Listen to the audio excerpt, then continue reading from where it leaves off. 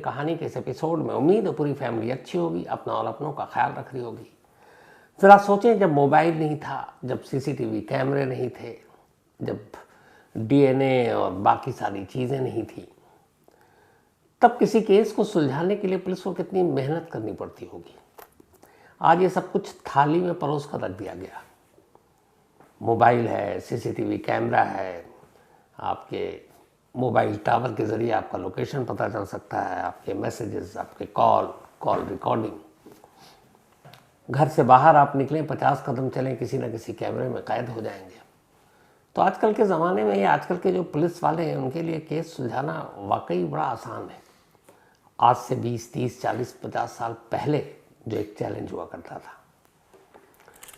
आज की कहानी ऐसी एक मुश्किल भरे केस की कहानी है जिसमें न कोई गवाह, न कैमरे में कोई कैद, क्योंकि सीसीटीवी कैमरा ही नहीं, न मोबाइल फ़ोन, कुछ भी नहीं। अब मैनुअली, यानी अपने मुखबिरों के ज़रिए या अपने दिमाग से पुलिस को एक केस को सुलझाना था। ये कहानी है बेंगलुरु की।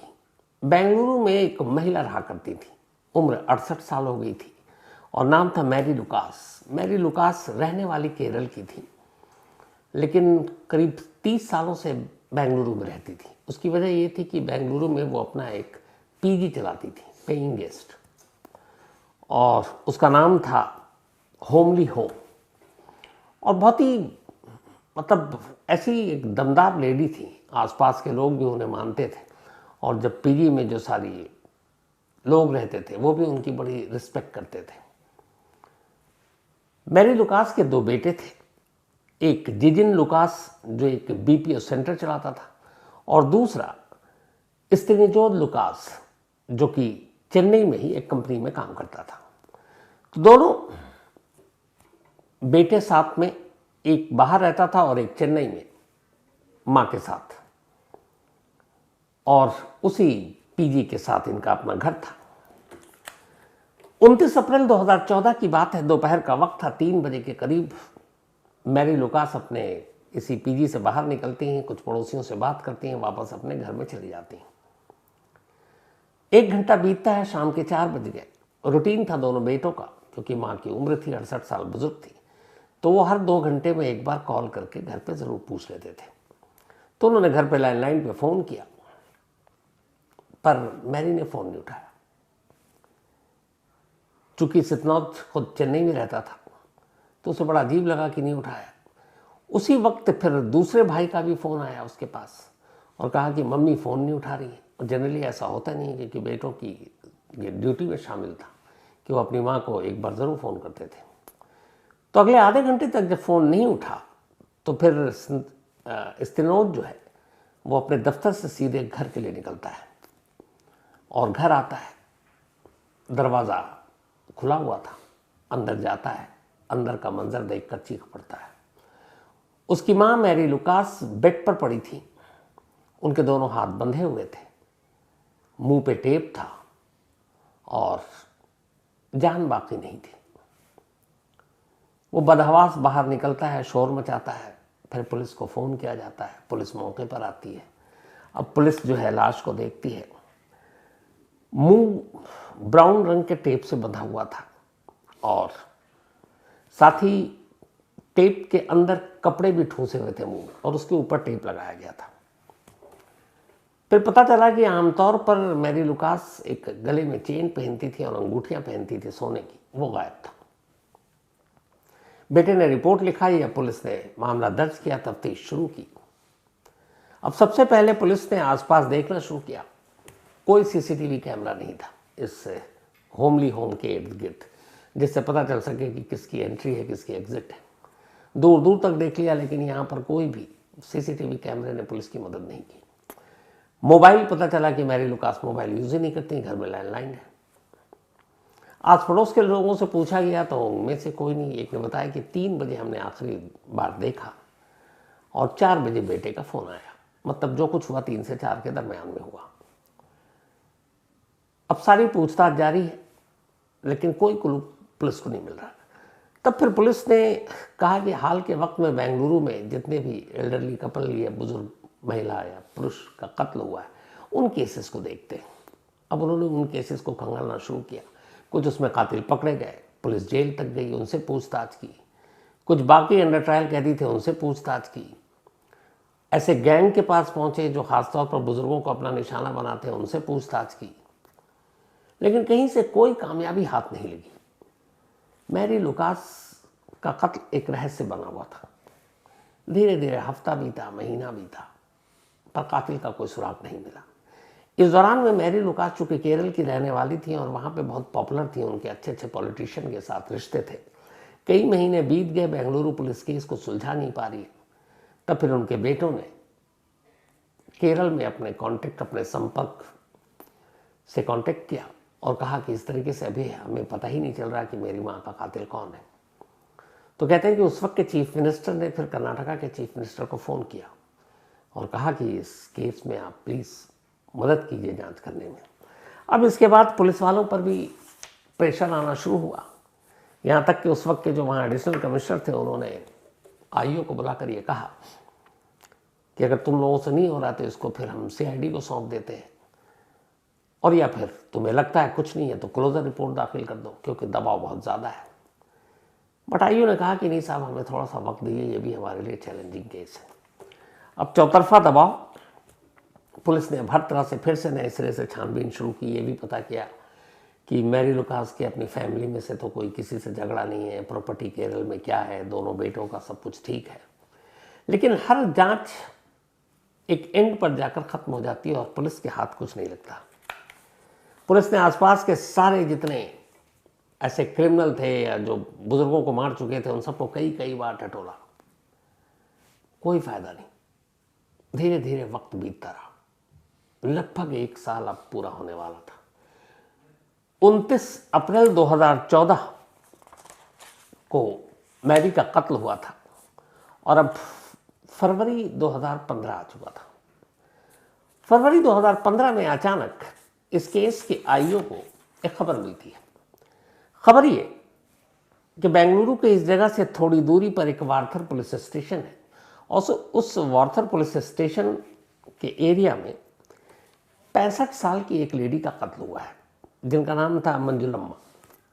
मंजुलम्मा का कत्ल हुआ और मंजुलम्मा के कत्ल के बाद घर से कातिल करीब 10 लाख रुपए कैश और ज्वेलरी अपने साथ ले गए। यह खबर जब अखबार में भी आई और इस थाने के लोगों को पता चला, आईओ को, तो इसमें सिर्फ एक चीज़ थी जिसने थोड़ा सा इनके कान खड़े हुए। वो ये कि 65 ईयर ओल्ड लेडी, और सारे गहने भी लूट लिए, सेम मैरी लुकास की तरह। लेकिन फिर जब इन्होंने थाने में फ़ोन किया तो एक ऐसी चीज़ उस थाने के पुलिस वाले ने बताया जिससे आईओ को लगा कि मुझे फ़ौरन वार्थर थाना जाना चाहिए। उसने कहा कि जो लाश मिली थी मंजुलम्मा की, उसके हाथ पैर बंधे हुए थे और मुंह पे ब्राउन टेप लगा हुआ था। जैसे ही ब्राउन टेप की बात सुनी, आईओ को लगा कि ये तो सेम मैरी लुकास के साथ हुआ था, मतलब तरीका एक था। उसने कहा ठीक है, मैं आ रहा हूँ। अब वो वहाँ पहुँचते हैं, लाश को देखते हैं। जो ब्राउन टेप था लगभग सेम था जो मैरी लुकास को मारने के बाद मुंह पर चिपकाया गया था। अब आईओ को थोड़ी सी उम्मीद की रोशनी दिखाई देती है, क्योंकि वो पुराना टेप भी उनके पास मालखाने में, इस टेप को भी उन्होंने मिलाया और लगभग हूबहू सेम टेप। अब ये था कि मलियम्मा के कातिल पकड़े जाएं तो आगे कुछ मदद मिले। जल्दी एक अच्छी खबर आई। जो वार्थर पुलिस है उसने 26 फरवरी 2015 को, मतलब कत्ल के करीब 16 दिन बाद, 4 लोगों को गिरफ्तार किया और इन चारों को मंजुलम्मा के कत्ल के इल्जाम में गिरफ्तार किया गया। इनमें से 2 तमिलनाडु के थे, 2 कर्नाटक के थे। पुलिस ने उनसे पूछताछ की। जब पूछताछ की तो उन्होंने अपना जुर्म कबूल कर लिया। अब इधर ब्राउन टेप सिमिलरिटी मिल रही थी, मैरी लुकास के भी और इधर मंजुलम्मा के भी। कातिल पकड़े गए। फौरन जो मैरी लुकास के कत्ल की जांच कर रहे थे, इसका नाम था कतरनाहल्ली थाना, वहाँ के आईओ अब पहुँचते हैं वार्थर पुलिस स्टेशन। और जाकर एक बार कातिल से पूछताछ करना चाहते थे। चूंकि एक ही स्टेट का मामला था, ज़्यादा अड़चन आई नहीं। वहाँ पहुँचे, जो मंजुलम्मा के कातिल थे 4, उनके साथ उन्होंने बैठकर कहा कि अब पूछताछ करते हैं। पर तरीका ये अपनाया कि हर एक से अलग अलग पूछताछ करेंगे, एक साथ बिठा कर नहीं, और जब तक चारों से पूछताछ खत्म नहीं हो जाए चारों को एक साथ नहीं रखेंगे। तो उसी थाने में चारों को 4 अलग अलग कमरों में बिठा दिया गया। अब इसके बाद मैरी लुकास के जो आईओ थे, इन्वेस्टिगेटिंग अफसर, उनमें से एक एक को अपने कमरे में बुलाते, वहीं के एसएचओ के, और उससे पूछताछ करते। सबसे इधर उधर घुमाकर पूछताछ कर रहे थे। वो सारे मंजुलम्मा के कत्ल की बात तो कबूल करते, लेकिन कहते कि मैरी लुकास के कत्ल से हमारा कोई लेना देना नहीं। कई राउंड की पूछताछ हो गई, लगा कि एक बार फिर हाथ खाली है। तभी ये आईओ को ख्याल आया कि चलो एक एक बार और पूछते, और इस बार सवाल बहुत कम और छोटे होंगे। अब उन्होंने अलग से बुलाकर पूछना शुरू किया, अच्छा ये बताओ कि मंजुलम्मा के कत्ल में तुम लोगों को ये ख्याल कहाँ से आया कि इसके मुंह पर ब्राउन टेप लगाना चाहिए? पहले से पूछा, फिर दूसरे से पूछा, फिर तीसरे से पूछा, फिर चौथे से पूछा।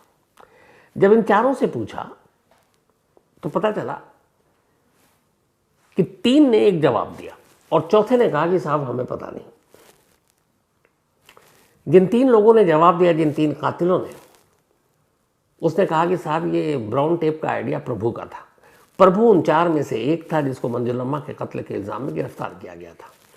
तो 3 ने तो कहा कि ये ब्राउन टेप का आइडिया प्रभु का था, लेकिन जब प्रभु से पूछा गया कि ये टेप का आइडिया कैसा था, उसने कहा मुझे नहीं मालूम, ये सब अचानक हुआ, कोई पहले से प्लानिंग नहीं थी। अब पुलिस को यहाँ पर डाउट हुआ। इसके बाद उन तीनों को अलग किया गया और अब प्रभु से पूछताछ शुरू हुई। उसे कहा गया कि तुम्हारा ये टेप का आइडिया कहाँ से था? वो कह रहा कि साहब ये अचानक था कि चीखे नहीं, और इसलिए मुंह बंद करने के लिए ज़रूरी था। तो उसने कहा कि एक मैरी लुकास 1 साल पहले इसी तरीके से बेंगलुरु में मर्डर हुआ और उसके मुंह पर भी यही ब्राउन टेप था, तुमने कत्ल किया था। पहले तो वो घबराया, फिर बोला नहीं मेरा उस कत्ल से कोई लेना देना नहीं था। लेकिन फिर पुलिस ने उससे ढंग से पूछताछ की।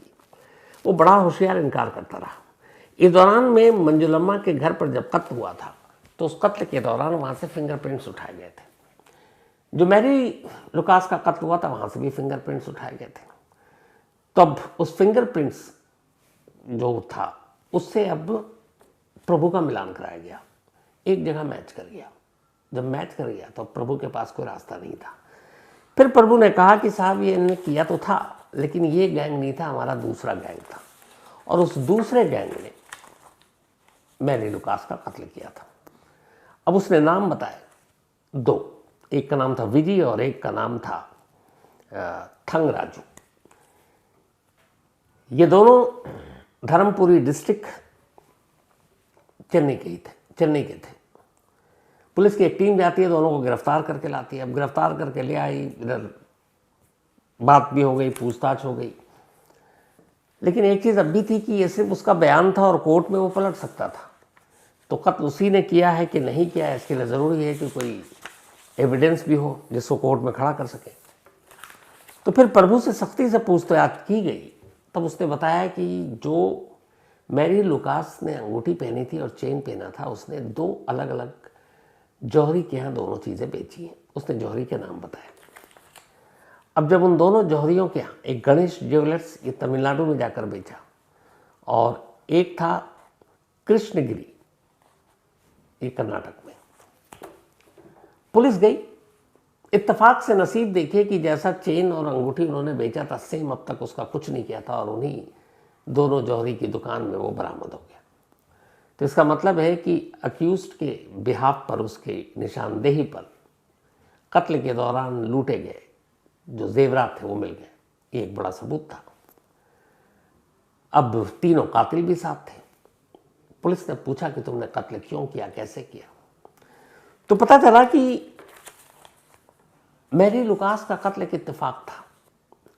असल में हुआ ये था कि एक रद्दी वाला था, तो वो अक्सर उस इलाके में घरों में जाता और वहाँ पर रद्दियाँ बेचता था, मतलब खरीदता था।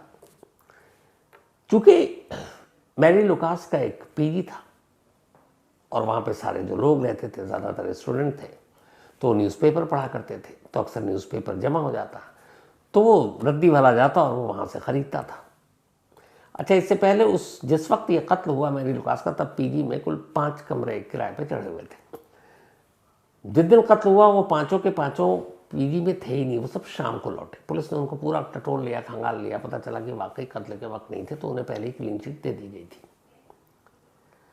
तो फिर ये हुआ कि इस रद्दी वाला जब भी जाता और देखता, रद्दी खरीदता, इसी दौरान में उसे सब कुछ पता चल गया कि हाँ, मैरी लुकास एक बुजुर्ग लेडी है, उम्र 68 साल के आसपास, और अक्सर गहने पहने रहती है। रद्दी वाले ने प्रभु, जो उसका दोस्त था, उसे ये बात बताई। उसने कहा एक बड़ा सॉफ्ट टारगेट है, उस लेडी के पास काफ़ी गहने हैं, पीजी चलाती है, बेटे भी कमाते हैं, और उसके घर में आसपास कोई रहता नहीं, बेटा सुबह चला जाता और रात को आता है, तो पूरे दिन वो अकेली रहती है, तो उसको आसानी से लूटा जा सकता है। प्रभु ने कहा ठीक है। फिर इन लोगों ने रेकी की और रेकी करके देख लिया कि मैरी लुकास का रूटीन क्या होता है। फिर ये भी देखा कि दोपहर के वक्त सारे पड़ोसी भी अपने अपने घरों में होते हैं, सन्नाटा होता है। इसी के बाद ये लोग 29 अप्रैल 2014 की दोपहर करीब 3:30 बजे के आसपास, जब आखिरी बार मैरी पड़ोसी से मिलकर गई, अंदर जाते हैं तीनों और मैरी को पकड़ते हैं, उसका गला घोंटते हैं, उसके मुंह में कपड़ा ठूंसते हैं और वो ब्राउन टेप लगाते हैं और चेन और उसकी जो अंगूठी थी वो ले गए घर में, बाकी तलाशी ली, लेकिन घर में मैरी गहने रखती नहीं थी, वो लॉकर में रखा करती थी। तो जो भी हाथ आया 15 मिनट में ये सारा काम करके सब निकल गए, सिर्फ 15 मिनट में। अब पुलिस के लिए चैलेंज यही था कि कोई सबूत नहीं, कोई विटनेस नहीं, कोई कैमरा नहीं, मोबाइल यूज़ नहीं किया। तो इसके बाद खैर अब पुलिस इन सब के खिलाफ चार्जशीट दाखिल करती है, अदालत में ये मामला चढ़ता है और फिर जो लोअर कोर्ट है वो अपना फैसला सुनाती है। लोअर कोर्ट इन तीनों को उम्र कैद की सज़ा देती है। उसकी वजह ये थी कि एक तो बुजुर्ग महिला और जिस तरीके से इन्होंने उसे मारा। तब जब ये हादसा हुआ उससे पहले के 2-3 सालों में बेंगलुरु के अंदर करीब 22 ओल्ड लेडी का मर्डर हो चुका था। इस केस के बाद फिर पुलिस ने बाकी पुराने केसेस से बहुत कुछ सीखा और उससे उन्हें इन्वेस्टिगेशन में मदद भी मिली। लेकिन आज भी बेंगलुरु पुलिस का ये मानना है कि ये वो केस था जिसमें कोई क्लू नहीं, कोई गवाह नहीं, कुछ भी नहीं था। सिर्फ और सिर्फ एक दूसरे थाने में एक दूसरे मर्डर में एक ब्राउन टेप यूज़ हुआ और उस ब्राउन टेप की वजह से पहले कत्ल का खुलासा हो गया। अगर ब्राउन टेप का यूज़ मैरी के कत्ल में ना होता तो शायद मैरी के कातिल आज़ाद होते। लेकिन 2 कत्ल, 1 साल का गैप और एक ही तरह का ब्राउन टेप, उसने इस केस को खोल दिया। इसीलिए बार बार कहते हैं कि जो क्राइम में छोटी छोटी चीज़ें होती हैं, अगर आइए उस पर बारीकी से नज़र रखें तो फिर कातिल या मुजरिमों का बचना बड़ा मुश्किल है। इस केस को आज भी बेंगलुरु में ब्राउन टेप केस के नाम से याद किया जाता है। तो ये थी आज की कहानी।